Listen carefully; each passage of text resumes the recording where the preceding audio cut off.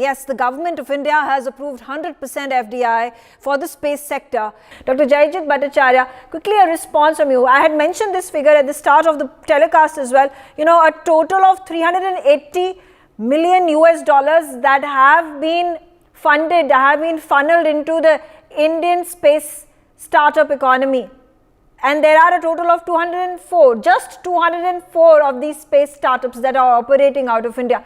How fast do you think will this number and the money augment in wake of the opening up of the FDI? So actually 204 is actually a very good number, given that we just started a few years back in terms of opening up the sector for startups. I think it's something that we should be proud of and pat ourselves on the back. Great government policies, great initiatives from the young kids who just came out of college, and they said they're going to build a nano satellite, they'll build a rocket, and people believed that and they put their money into what they promised. I think it's fantastic by any metric. So we have done great on that. Also, when we are talking about FDI, it is not just money coming in, it's also technology coming in. And obviously, as was mentioned by the previous speaker, technology flow is a two-way process. There'll be technology flowing out also. But it's always good to be plugged in with the rest of the world rather than have an isolated industry. We have seen in the history of India what happens when we get isolated. It's not something good for us. And therefore, I think from a startup perspective, we're in a good place. In terms of the size of the economy of, let's say, just the space economy from an India perspective, it's about $10 billion, roughly speaking, in India. And as our Honorable Minister for Science and Technology mentioned, by 2040, it'll be about a $40 billion industry only in India. However, I don't think that's the right way of looking at the industry. Globally, the industry is $500 billion already, which is $500 billion, almost 1/7 of Indian GDP. If our space startups and our space industry can capture a portion of this global market, then clearly they will be winners.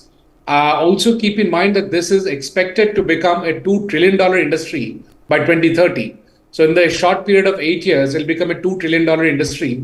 And we are only talking about the space launch industry and its systems and subsystems. We are not even talking about the applications around space. For example, getting video on demand from satellites. If you want to see what's happening in a specific place, we can get videos directly coming from satellites, and those are technologies which are in the realm of possibility. So the possibility is endless. Okay. Also, if you look at the microeconomics of it, the current cost per kilogram of launch by, let's say, SpaceX is about $1,500. Our startups are promising to bring the price down to $10 per kilogram for launch. So from $1,500 per kilogram, which itself is very, very competitive, our startups using 3D printing, using other technologies and startups like Skyroot and all the ones that you have showed on the screen, they are going to break the economics in a manner that's unprecedented. And therefore, it's going to democratize space. And once that happens, the usage of space itself will go significantly more. There will be common people, there will be laborers, agricultural workers who can start using space as if it's something that is highly accessible, and that's what our startups are doing. Okay, Dr. Bhattacharya, an example of how the government has been earning revenues by way of launching satellites of foreign players. This has been the example of smaller countries, and this has also been examples that have been said of the Arab countries who come to ISRO for their satellites to be launched into the orbits. There is enough revenue that is generated by the government of India. The figure at this point in time stands at 270 million US dollars. Can a similar activity be done by the private space players? Will they be provided space by the government of India? Have they come of age for the government to outsource this to the private players in our country? So this is work in progress. They are coming of age and they will be getting a piece of the global market. In fact, the private sector will be far more nimble-footed than what it should be because of various reasons. Nothing to do with ISRO's capability.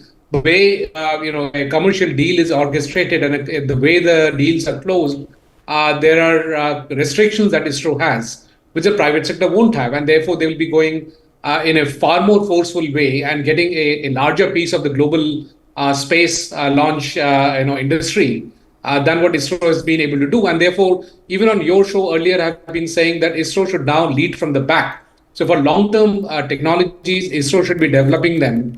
And for the short-term mature technologies, let the startups take it forward and let them go and get a piece of the global industry that is out there. And that'll be beneficial for everybody.